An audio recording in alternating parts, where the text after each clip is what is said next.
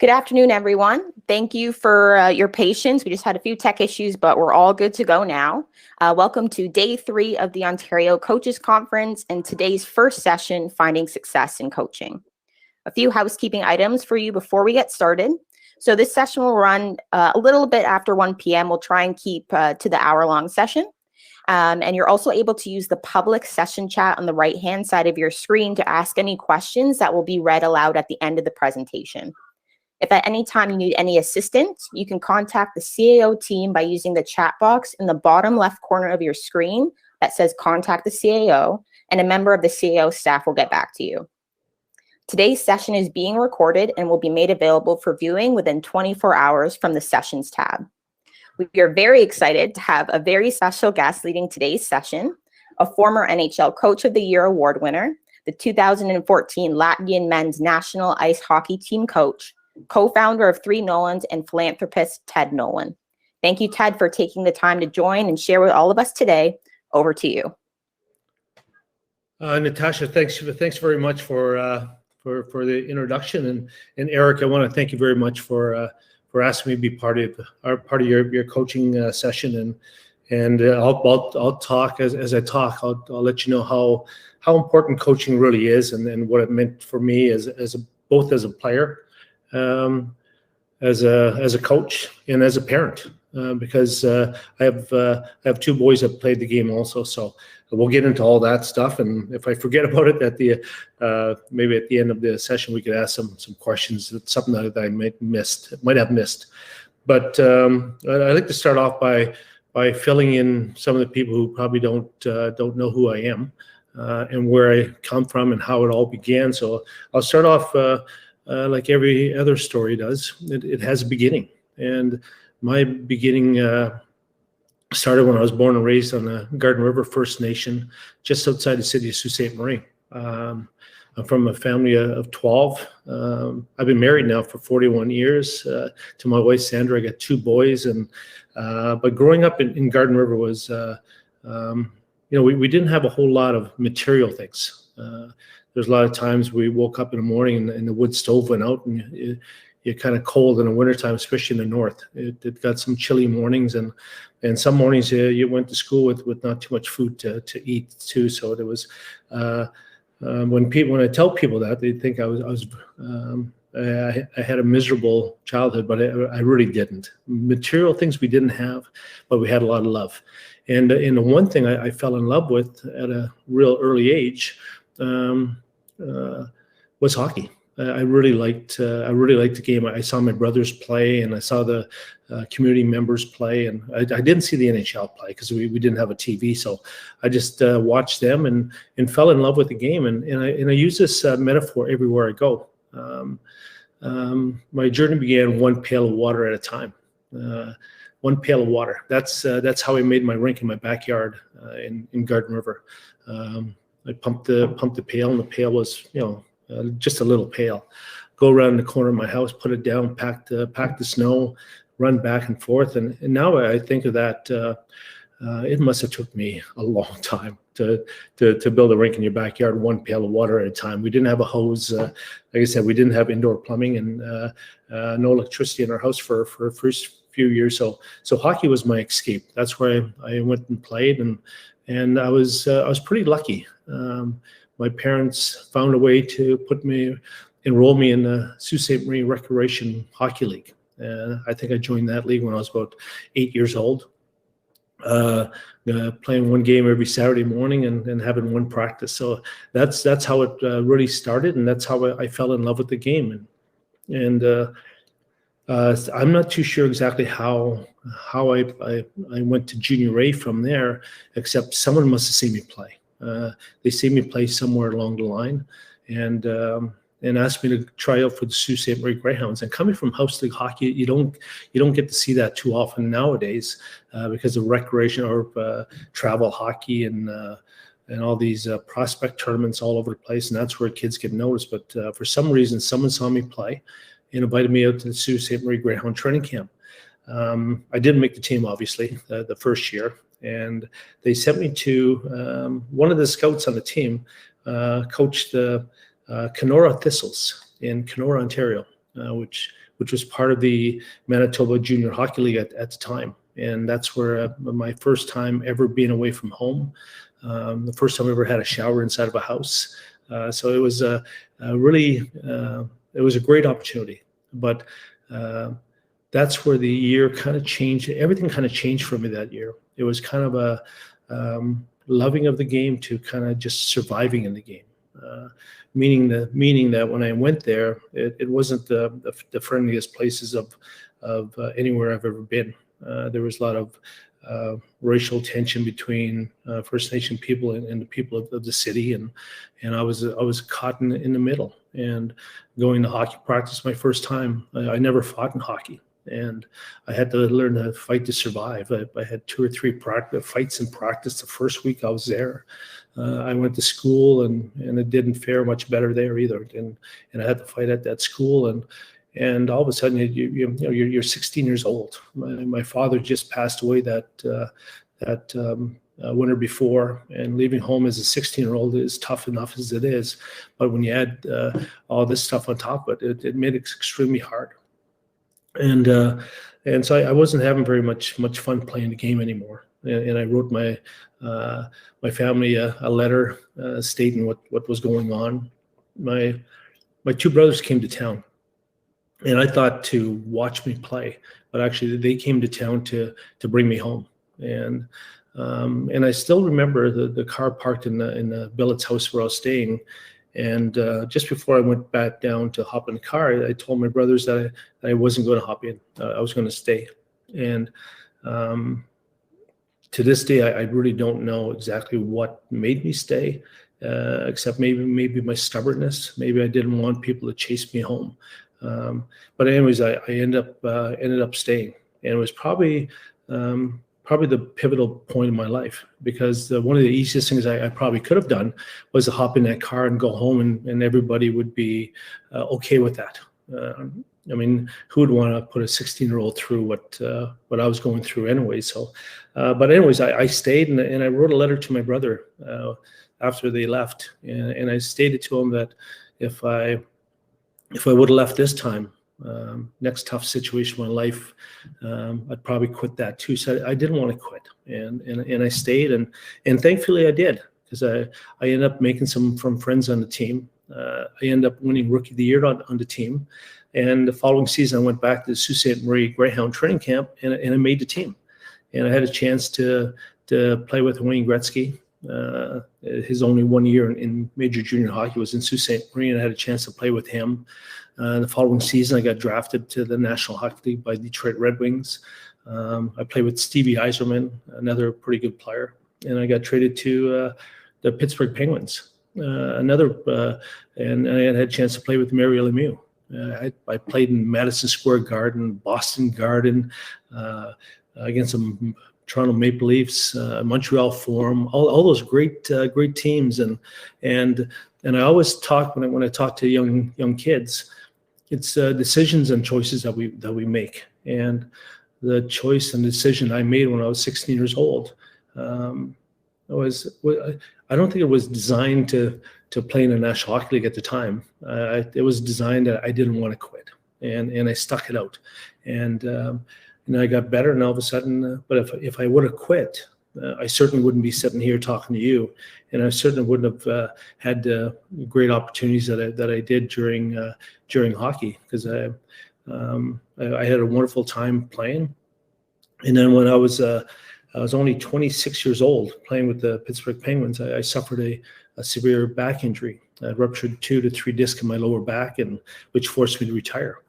As a 26-year-old and not too much education, I had a grade 12 education, and I knew I had to go back to school. So I enrolled in the Lake Superior State University, which is on the border town of Sault Ste. Marie, Ontario, to Sault Ste. Marie, Michigan.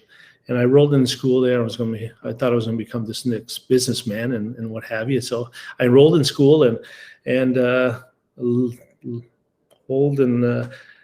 all this other things started happening. I ran into the coach of the Lake Superior State University team. His name is Frank Anselone, and he knew I played pro hockey, and he had asked if I'd be interested in coming out to help out the kids during practice once in a while, and I did, and I really enjoyed it.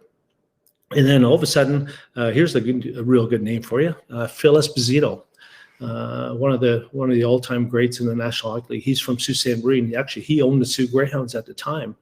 And he found out that I was helping out the American team, and he said, "Hey, why don't you help us on the other side?" So he asked me to be a part-time assistant coach while I was going to school, and which I did. And about a month into my assistant coaching, they fired the head coach, and I still remember Phil calling me up that night. I said, "Hey, Ted, we're going to let go of the head coach. We want to know if you'd be interested in taking over."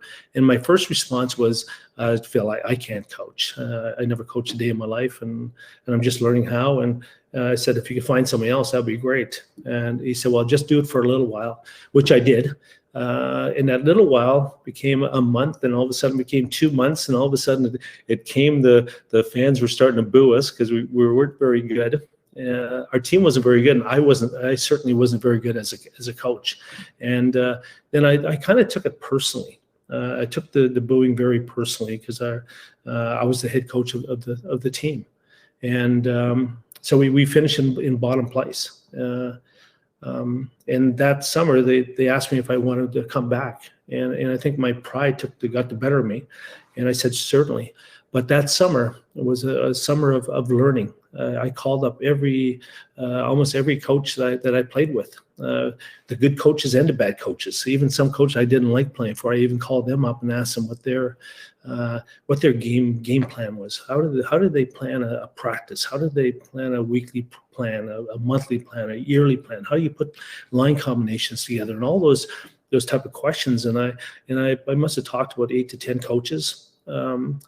And one of the things that I really found interesting was one of the guys that I met during my hockey days was Ray Shero. He was the son of Fred Shero, who coached the Philadelphia Flyers to back-to-back Stanley Cups in the 70s.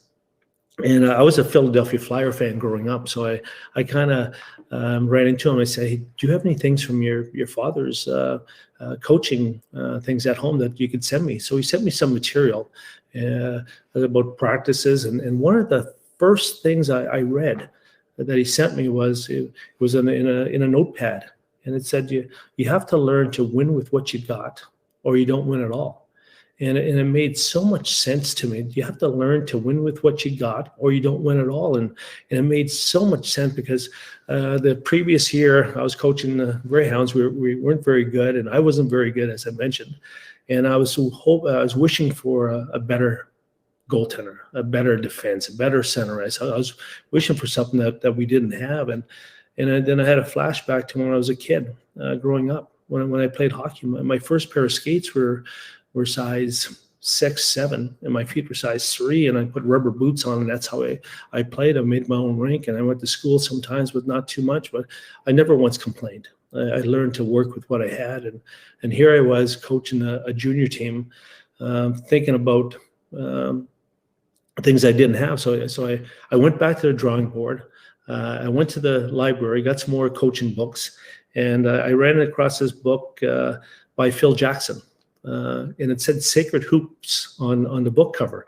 And I thought it was a spiritual book, to tell you the truth.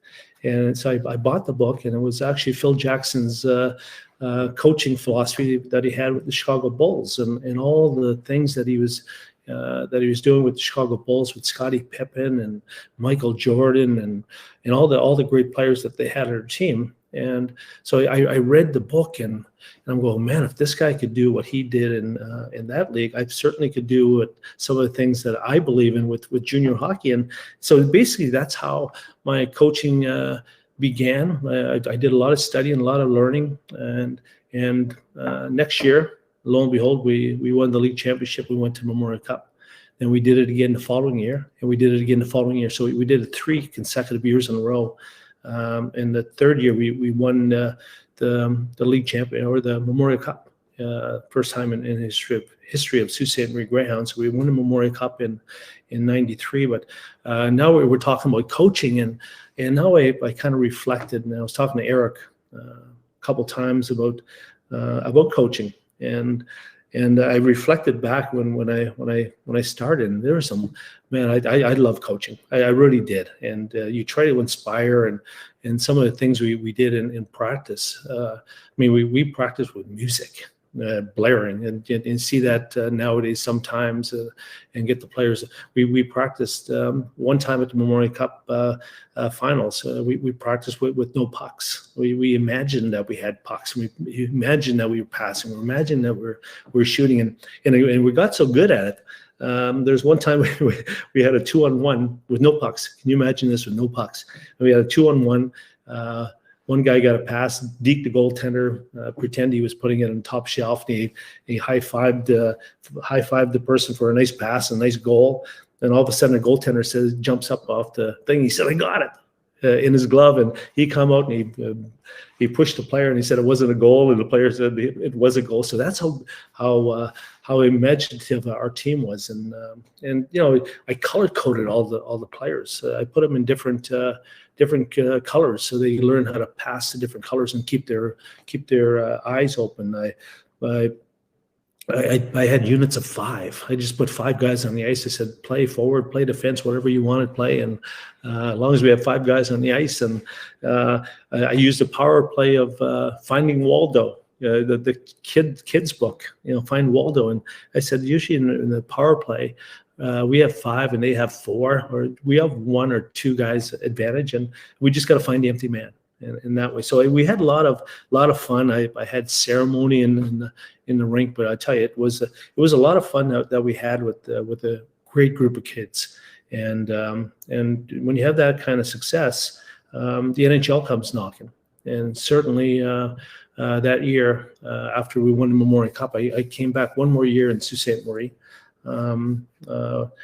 I thought we could have went one more time to the Memorial Cup, but we didn't. But I got a call from the Hartford Whalers of the NHL, who had asked me to be a assistant coach, and I accepted. I became a head coach. But that year was a really interesting year because that was the first NHL lockout season. So that year I coached junior hockey. I coached 18-year-old, 17, 18, 19-year-old kids. I was coaching NHL, where you get anywhere from 18 to 35-year-olds. And then when the lockout began, I started coaching my son's team. I think he was 10 years old at the time, 11 years old, and I coached his team.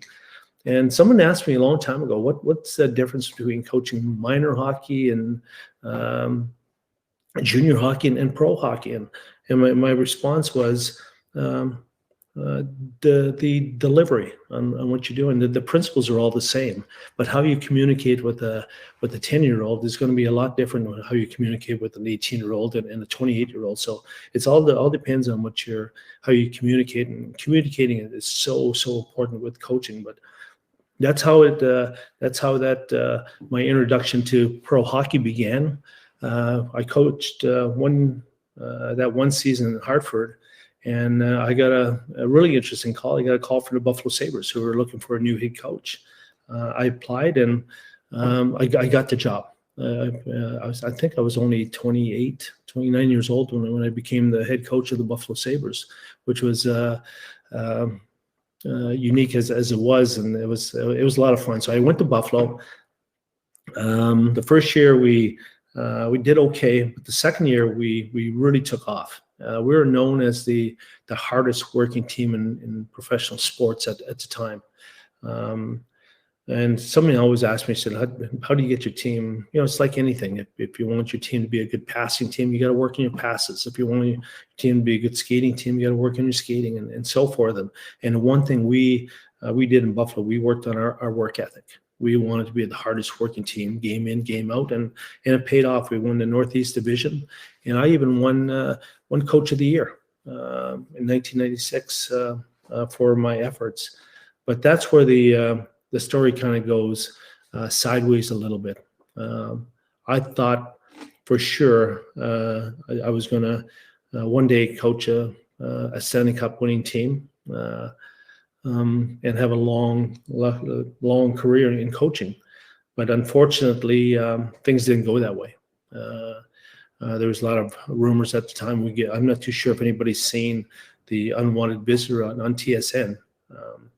But that was the first time I ever spoke up to what really transpired. And the general manager and myself, we didn't see a lot of eye to eye in a lot of situations. So he got fired. They blamed me for getting him fired. And the new GM came in, gave me a lowball offer that he knew I'd refuse, which I did. And basically that's when the phone calls stopped. I got one more call from that old friend of mine, Phil Esposito. He asked me to asked if I wanted to be coach of the Tampa Bay Lightning. And I remember coming home because he called me. I went home and told my wife, said, guess what? Phil Esposito just called. He wants us to go to Tampa Bay. And then I looked at her face and she wasn't as exciting looking as I was. And then I looked at my oldest son, Brandon, who was 12 at the time. And he looked at his mom and he started crying because he said, where am I going to play hockey in Tampa Bay? And then Jordan, my youngest one, he started crying because Brandon was crying. My wife started crying. So what turned out to be a really interesting time turned out to be a not so good time. So I had to call up Phil and say no, that I couldn't go because of family purposes. But that was the last offer that I got. And I sat by the phone, waited for it to ring, and it never rang. I applied to a lot of different places, and it just stopped. It just stopped, and I wasn't a very good guy to be around during that point because I was angry. I thought I was a pretty good coach. I deserved another opportunity, but the phone just stopped ringing, and I wasn't a very good guy to be around because I let that get to me personally, and which I shouldn't have done, but I did. And one day I went to the movie. I went to Muhammad Ali's story with Will Smith, and I watched the movie and watched Muhammad Ali's life, how he transitioned and how he got kicked out of boxing and how he got his license back, and what he said. He never stopped being who he was. And here I was, letting hockey dictate who I became. So I came out of that show a changed man, a really changed man. And I went home and I called up a few of my friends. I said, I got an idea. I said, let's have a golf tournament. We'll raise some money. And they said, that's a bright idea. But I said, I'll tell you what it's about when we get there. And they all thought that I was going to raise money for hockey programs or sporting programs. But what I did is my mother was tragically killed in a drunk driving accident when I was 20 years old. And it took me a long time to even discuss it and even to talk about it. But we got the people together and we started a golf tournament, and we called it the Ted Nolan Golf Tournament. We raised some money. We give out scholarships to First Nation girls in Ontario, young ladies. And then as it grew, in 2004, we turned that golf tournament into a foundation, and we have a Ted Nolan Foundation. And I'm very proud to say we raised $1.5 to $2 million for First Nation girls right across the country. And so we're very, very, very proud of that. And I was working with my sons with the 3 Nolan hockey camps, and I was having a lot of fun. And then all of a sudden, out of the blue, a phone call came, and it was from Mr. Robert Irving from the Moncton Wildcats. And the Irving oil and the family history is well documented here in Canada. And he called me, and one night, and I didn't realize he owned the Moncton Wildcats of the Quebec Major Junior League. And he called me and he said, Ted, where do you live? I said, I got my plane flying over. I could pull over. And I said to myself, anybody who has a plane and wants to pull over to meet with me, I'm going to meet with them. But I told my wife before I went to the meeting that I wasn't going to coach in Moncton, but I wanted to meet with Robert. And we had a really good conversation. And I called home 15 minutes in the conversation, and I told my wife, we're going to Moncton. And I went to Moncton because I seen a man that was very passionate about his hockey team, passionate about his city, passionate about his province, and I really wanted to be part of it. And I went there, and lo and behold, we won Quebec Major Junior League championship.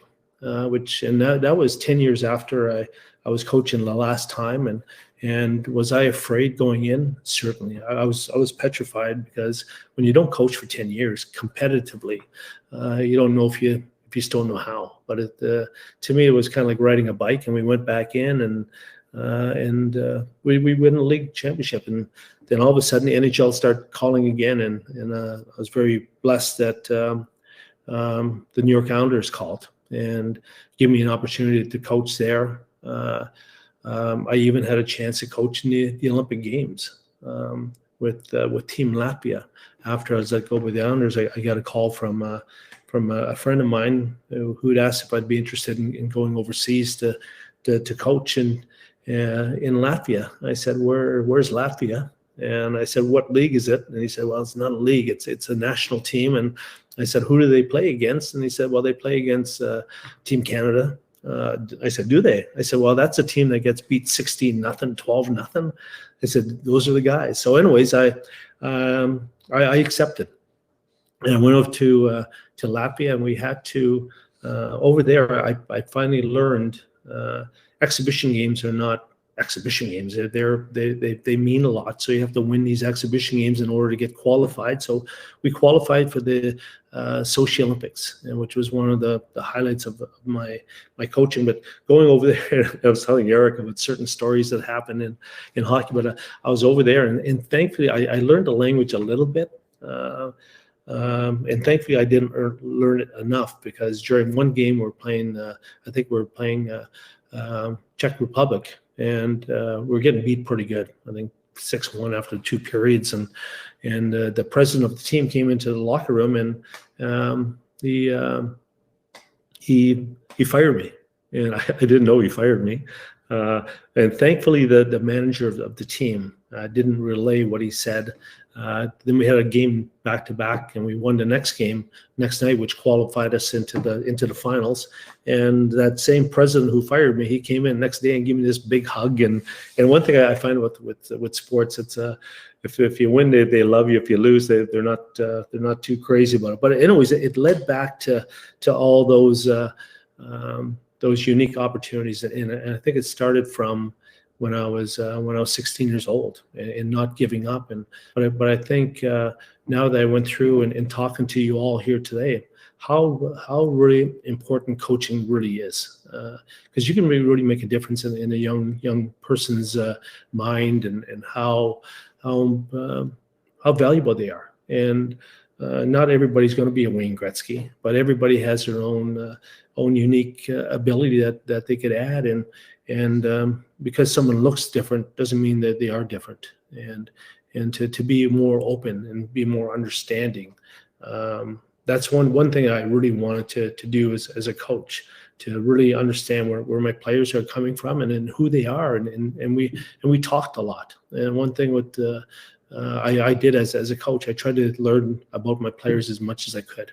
How much family members they have, where they're from, and people want to talk. And even when my sons come back from hockey, I use they said, "Dad, guess what the coach said?" And they love to talk about what the coach said. And so I think it's really important to do that, because I was very fortunate to have 2 boys. They both played, as I mentioned, minor hockey and went through the system. I pulled both of them out of AAA hockey when they were 12 years old, 14 years old, and everybody think I was crazy, because that's the year they get drafted and what have you. But having fun and having enjoying the game is much more important to me than getting drafted. If you don't have fun, you're not gonna. So I pulled them out and put them in the house league hockey. But anyways, they both ended up playing pro hockey. Brendan played with the Carolina Hurricanes before he had suffered a severe head injury that ended his career. But he got a chance to play with the Tampa Bay or the Carolina Hurricanes. Jordan. He's the more well-known of the 2 brothers. He played with LA Kings, and he won the Stanley Cup in 2012, 2014, and he was with the St. Louis Blues when they won their Stanley Cup. So they had a good hockey careers, both of them. But right now, as I wrap up, one of the the best things that I've been able to do in my whole hockey coaching is we developed the 3N hockey schools. We go particularly to First Nation communities, and we have camps with the kids, and we have a parent session. We talk to the parents about certain things that some of the kids might have to face and where they're going to go and what they have to do in order to get to the next level. So it's almost like being a tutor of some sort. So we give them as much information that we possibly can. So we've been doing that for a long time and really enjoy it. And somebody asked me if I'd be interested in coaching again. Certainly I would, but I find I'm really enjoying what I do right now and going into work with young people and having a lot of fun with that. But that's why I'll kind of wrap up with that and what I kind of pass on to especially the young kids. What I really wanted to pass on when I started learning how to public speak a little bit better. My first couple were disasters, so I had to take Toastmasters and Dale Carnegie and all these communication venues, because when you're coaching, one of the most important things you have to do is you have to communicate to your players and what you're trying to. It's not just saying, hey, you got to skate better. You got to demonstrate to them how you could skate. Because I was 19 years old, believe it or not. I couldn't cross my left foot over my right foot to turn that way. I had to kind of square up my feet and turn that way. So I couldn't do crossovers when I was 19 years old, and I was drafted to professional hockey ranks. I couldn't wrist shot the puck very well because my arms weren't very strong, and I couldn't skate very well. And my son said, "How the heck did you ever make it anyways?" I said I made it because I really believed I could. And for all those young kids out there who are believing they could, it's important for us as coaches to let them have their dreams. And you never know. Some people would have seen me play as a 12-year-old and wouldn't have given me one chance to ever play. But I managed to do it somehow. So you just never know, and you got to let the kids believe in what they're going to do, and you kind of nurture it at home, but also tell them how important school is, just in case professional sport doesn't come into your life. But I really want to thank you for asking me to be part of your day. And remember, every time you're coaching, whatever sport you're coaching and part of, and even leading, people want to be treated with respect and with honor and not to be shunned up because they look different or their mannerisms different. And it took a long time for people that I've been associated with to realize that. My son, even when he played in LA, when the coaches were talking to him or managers were talking to him, we're always taught to look down, to show respect when our elders are speaking to us. And some people view that as we're not paying attention and we're too shy. So those type of things. So there's a lot of misunderstanding. And one of my 4 pillars, I'll close off with that. I have 4 pillars that I live by. One is work. You got to work. 1, you got to persevere through some real difficult times. Number 3, you got to really gain knowledge if you want to learn. And number 4 is belief. So one of the pillars is knowledge and finding about other cultures and other people's where they're from, their cultural beliefs and what have you. It's very important because we're not all the same. So I want to close off with that, and I just really want to thank you I want to thank Eric for asking me to be a part of your coaching session, and hopefully, but anyways, have fun coaching because I loved it. I mean, it's fun making up drills. It's fun learning. We had a practice club when I was in the Ontario Hockey League where everybody shared their best drill of the week. We called it the Drill of the Week Club, and so it's good to share information. It's good to learn because the game's been around a long time, so nobody's going to reinvent the game, but you can find some really good ideas that other people are doing. So I want to thank you very much for asking me to be part of it. Awesome. Thank you, Ted. That was a great presentation, a lot of great feedback pretty much from the start of the session. So right now we have some time for some questions from the audience. So on the right-hand side, there's that session chat box, which a few of you have used. So feel free to populate that with some questions because we have some good time here. So I'll start off with one here from Sophia. As a young player, did you have a coach or coaches who inspired you today, or ones that left an impact on your coaching career? I think I had probably my father was probably the first one, and I lost my dad when I was only 15. But I tell you, he took me to all those recreation games, and the only thing he asked me after I was done, he said, "Did you have fun?" And I had a big smile. And I said, "I certainly did have a lot of fun." And he never once said, you got to work on this, you got to get better than that. He just asked me if I had fun and if I really enjoyed the game. And I think if there's a way to parent and just let your kids enjoy the sport. And then as I got a little bit older, there's a couple of gentlemen in Sault Ste. Marie that I reflect back. They had a real impact on my career because they're the ones who give me an opportunity to go to try out for the Sault Greyhounds of the Ontario Hockey League. And if it wasn't for them, I never got drafted. So they got me an invite. So if it wasn't for them, I certainly wouldn't be. And here's a name for everybody: Ted Lindsay.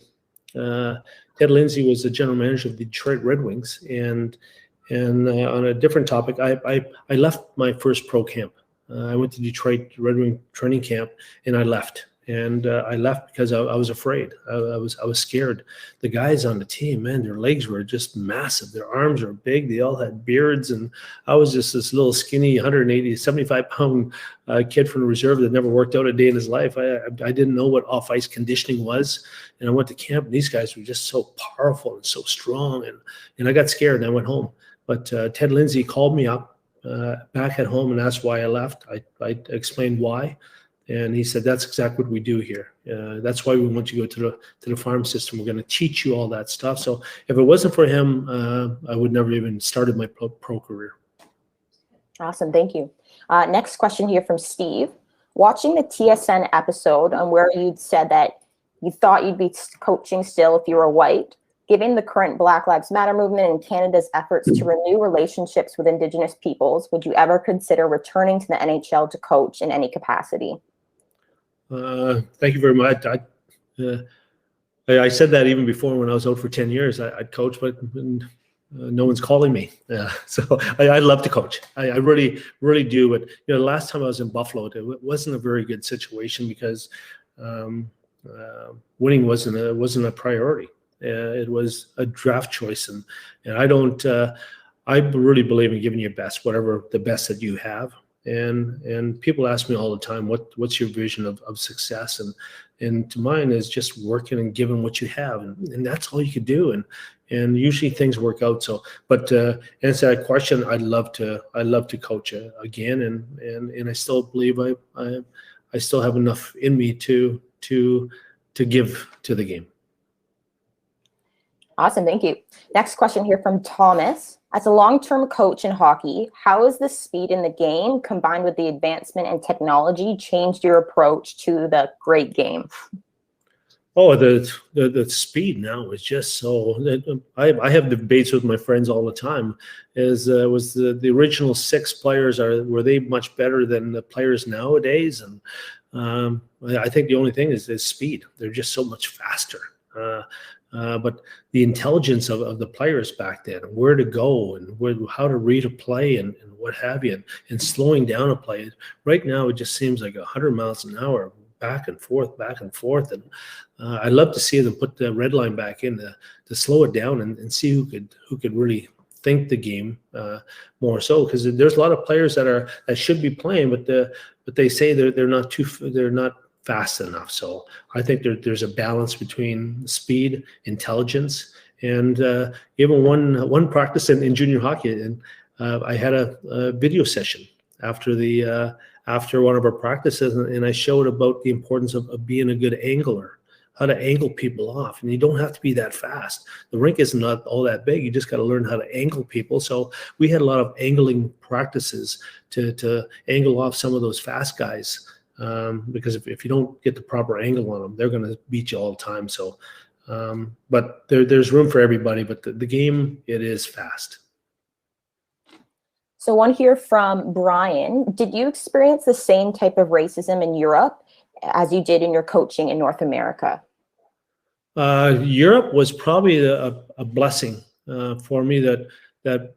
I'm really glad that I went, because if I would have closed off the way I did over here, I probably would have been still a little bit bitter at the game so much.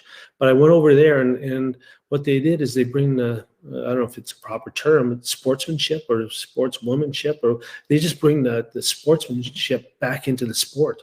I mean, after the games, they shook hands and they hugged each other and said, what a good match. And it wasn't over here. We're taught to don't like our opponents since we're this big, and don't like them or don't talk to them in pro hockey. And over there, they stayed in the same hotel when we went to a city to play there.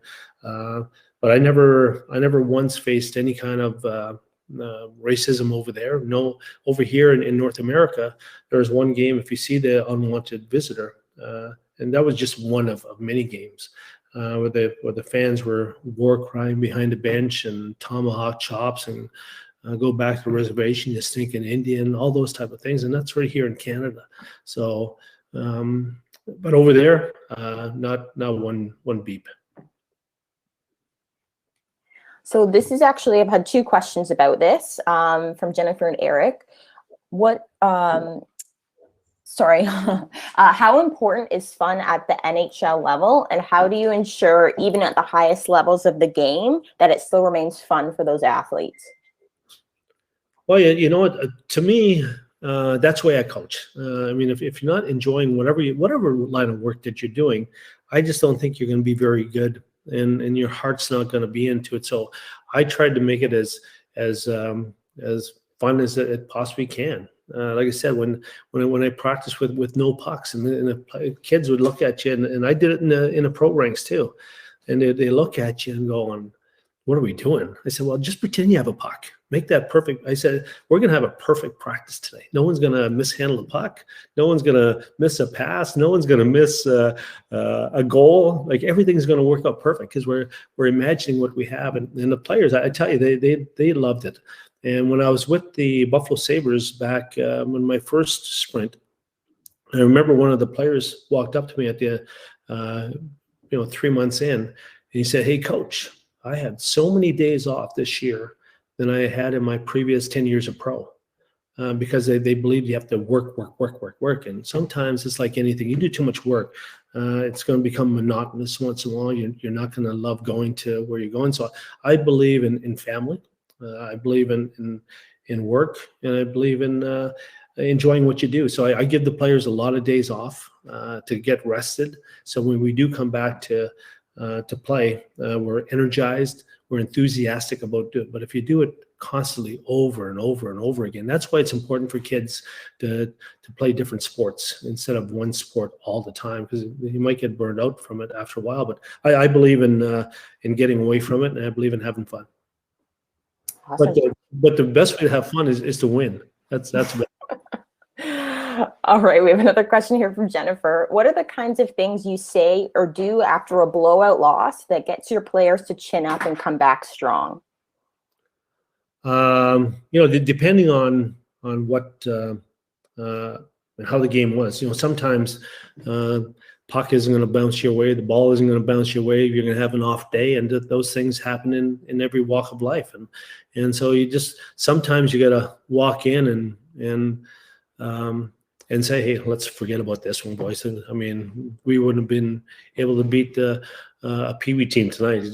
It wasn't our night. But when there's some nights when they're not giving their best and not doing what they're capable of doing, then it's a different method. Then you want to work them harder next day in practice and make sure that they remember what it takes in order to win. So there's all kinds of messaging and what you do, but the big thing is reading your team, reading your team, what transpires, because everybody in life has a bad day.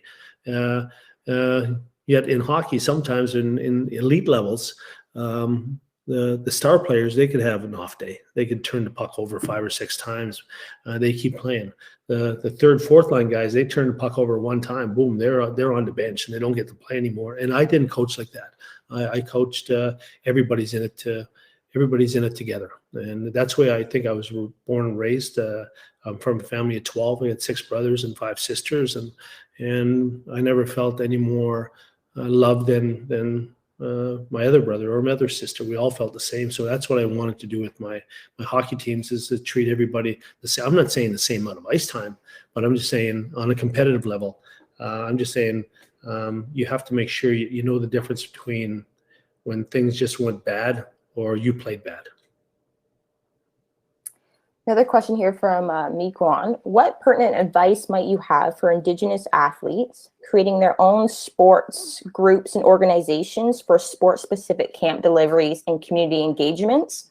And what needs or gaps are critical to identify?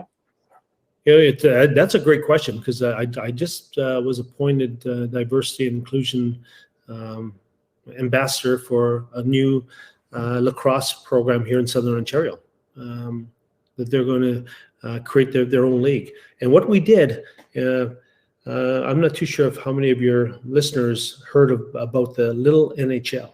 It's a little native hockey league tournament that, if it wasn't for COVID, would be celebrating the 52nd anniversary this year. And it shows you how old I am. I played in the first ever one when I was 14, 15 years old back home. And the reason they made that tournament was because they said players like myself, we try out for city teams and AAA teams. We'd never been able to make it, so we didn't have the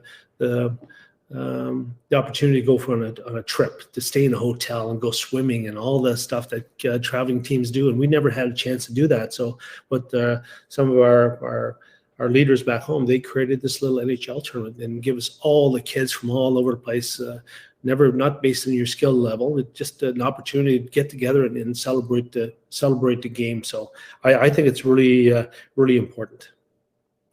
Question here from Jolan about your no puck practices. When you implemented those, did the athletes fight back against it, and where did the most benefit come from? Probably the starry players, maybe the workers. They'll do whatever you want it to do, but it takes a little while for the non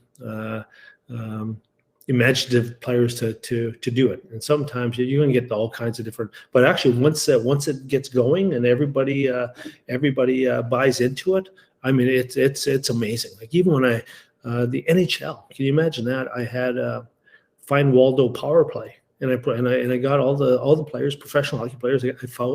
I bought them a children's book, Find Waldo, and I said that's how our power play is going to work tonight. We're going to find Waldo, and that's the open man. We're going to get him, and hopefully he can score a goal.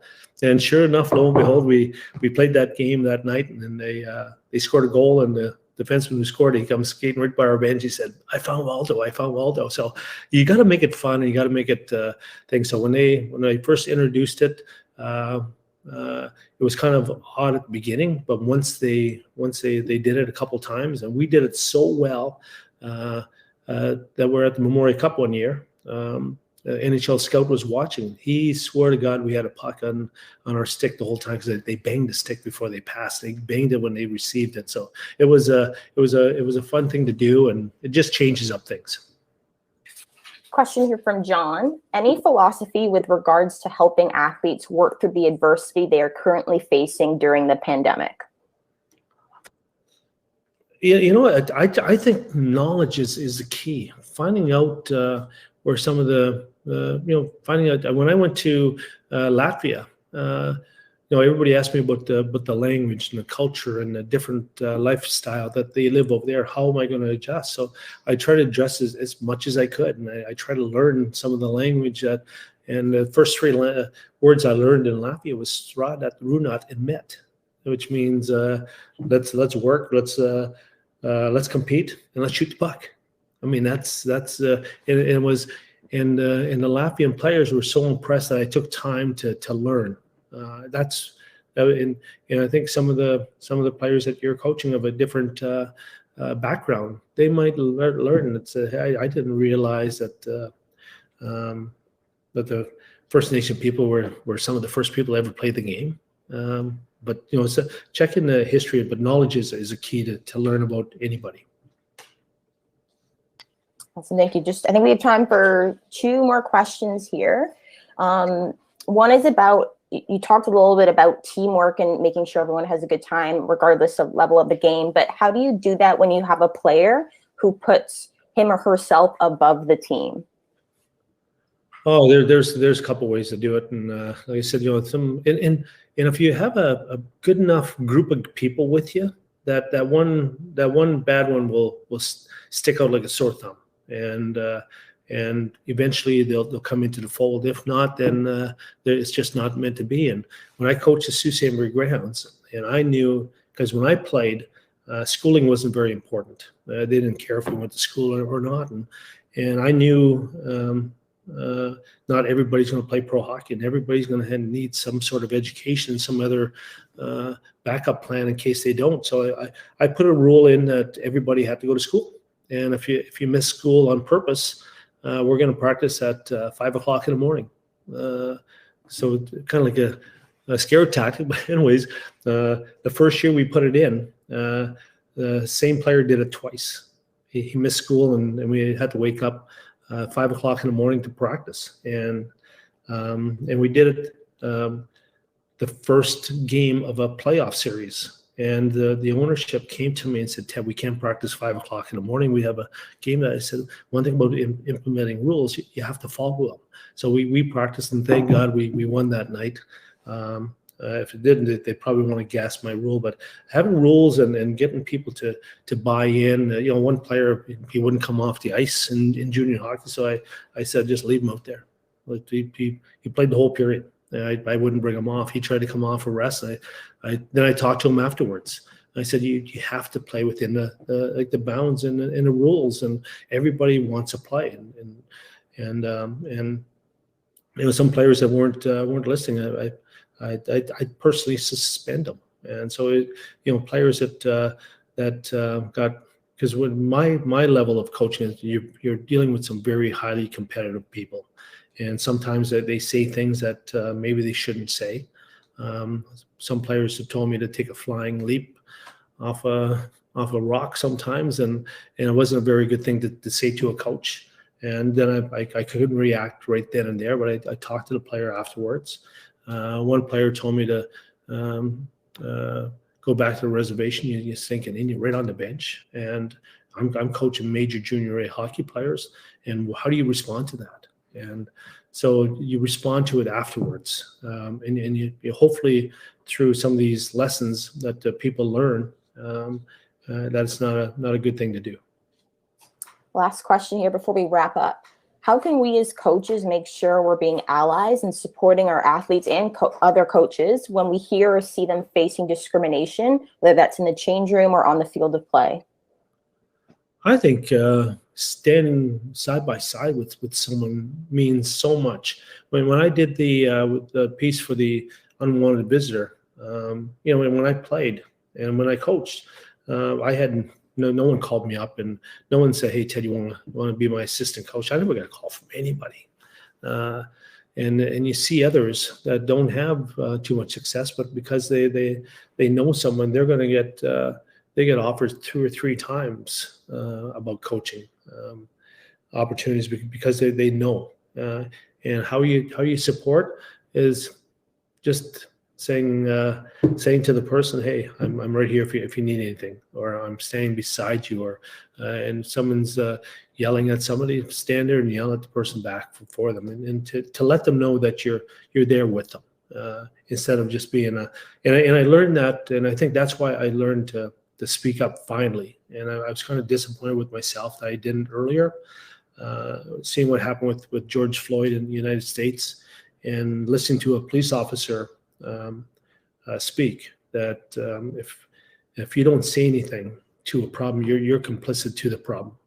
And when I heard him say that, that's when I finally said to myself, I got to speak what some of the minority athletes are going through and minority coaches are going through in order to try to make a difference.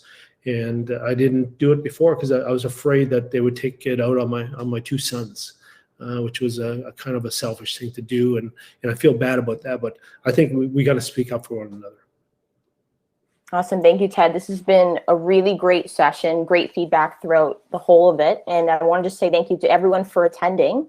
The next session of OCC21 takes place today at 2 p.m., or you can take a deep dive into a nutrition framework for long-term athlete development. Be sure to also check out our networking tab on the left side of your screen, where you can start meeting new friends across Canada by sending private messages, starting a video call, or even your own group discussion all conference long. Thank you again, Ted, and we will see you all at the next session. Thank you.